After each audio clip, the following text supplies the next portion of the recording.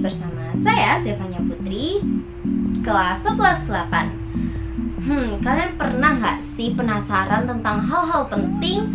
Misalnya seperti bagaimana kondisi di Sumatera, atau bagaimana kondisi terbaru tentang artis yang kalian segani. Pasti pernah kan? Dan ujung-ujungnya pasti kalian akan mencari di media sosial atau internet tentang berita terkininya. Tapi berita itu apa sih? Berita adalah di mana kita dibantu untuk mengetahui peristiwa penting yang terjadi di sekitar kita, dan kita dapat mengetahui kondisi tentang hal tersebut mengenai berita ini. Berita dapat tersebar melalui media sosial, internet, HP, ataupun koran. Nah, kalau di koran, berita tersaji dalam bentuk apa ya? Yaps, betul banget. Berita tersaji dalam bentuk teks berita. Nah, selanjutnya kita akan bahas apa sih itu teks berita?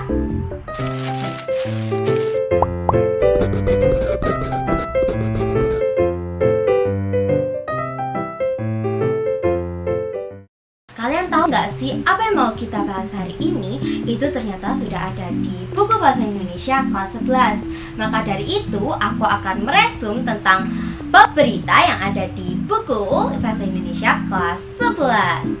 Yang pertama, kita ke KBBI dari unsur berita itu sendiri.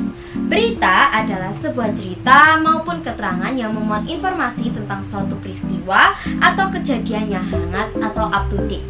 Apa sih itu up to date? Up to date adalah di mana hal tersebut terjadi baru-baru ini atau terjadi tidak lama dari berita yang disampaikan. Seperti itu. Nah, teks berita yang berisi laporan atau kejadian faktual terjadi di masyarakat dan disampaikan lewat media massa. Tadi yang aku jelaskan di awal, berita dapat dibagikan melalui media sosial, televisi, ataupun media cetak seperti koran. Informasi dalam teks berita itu harus aktual, faktual, penting, dan juga menyangkut hal-hal kritis yang ada di berita tersebut. Jika kita melihat ke video pertama yang aku buat tentang teks argumentasi itu menyambungkan tentang opini penulis. Sedangkan teks berita tidak boleh mengisi tentang opini penulis. Seperti itu, teman-teman.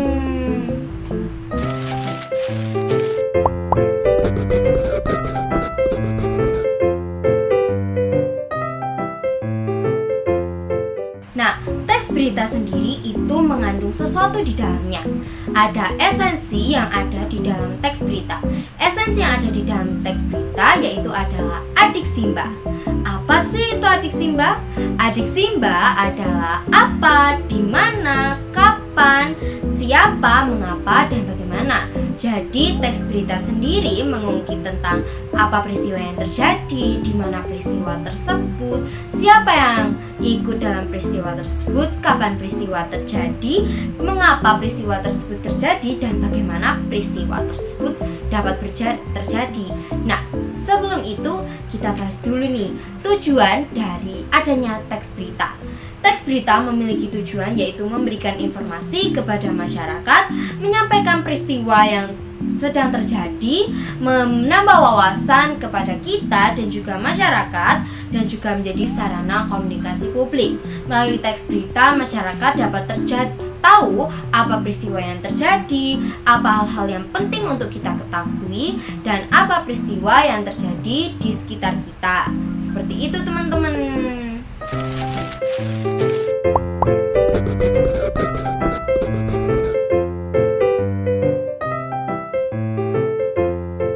Selain tujuan dari teks berita juga memiliki ciri-ciri, yaitu faktual atau sesuai dengan fakta, aktual yaitu memuat peristiwa yang baru saja terjadi, penting tentu saja berita harus menganut pesan yang penting, menarik, objektif atau bisa disebut tidak memandang sebuah sisi saja tapi melihat dari semua sisi, akurat dan juga berimbang. Jadi berita tuh nggak boleh terkesan berat dalam satu sisi saja.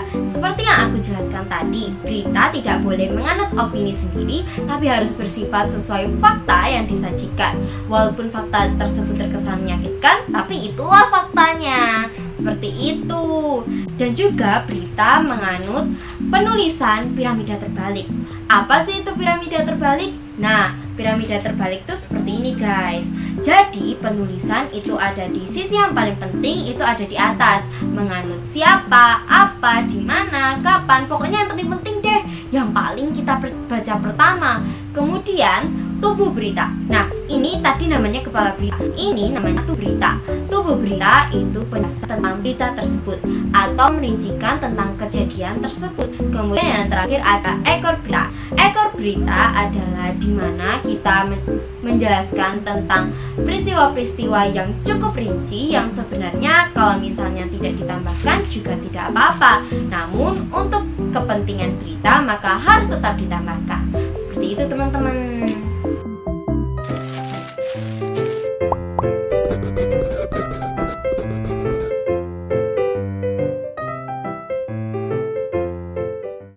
Dengan kepenulisan berita tadi tentunya ada juga dong struktur-struktur bagaimana cara membuat berita. Tentu yang pertama adalah orientasi atau pengenalan berita tersebut, memberikan gambaran peristiwa awal yang memuat apa, siapa, di mana, dan kapan. Ini adalah contoh dari potongan awal orientasi. Selanjutnya kita lanjut ke peristiwa atau isi berita. Ini ada yang memuat 5W1H atau berisi tentang uraian lengkap dari kejadian berita tersebut. Ini contohnya, cukup panjang kan? Kemudian ada sumber berita atau keterangan tentang narasumber. Ini biasanya terletak di ekor berita karena termasuk hal-hal yang agak kurang penting, cuman harus tetap masuk di dalam unsur berita untuk mendukung fakta. Contohnya seperti ini nih teman-teman. Nah, unsur-unsur yang harus ada di kebahasaan berita tentunya yang pertama 5W1H. Kalian udah tahu nih tadi adik Simba itu apa aja? Apa, di mana, siapa, kapan, mengapa, dan juga bagaimana.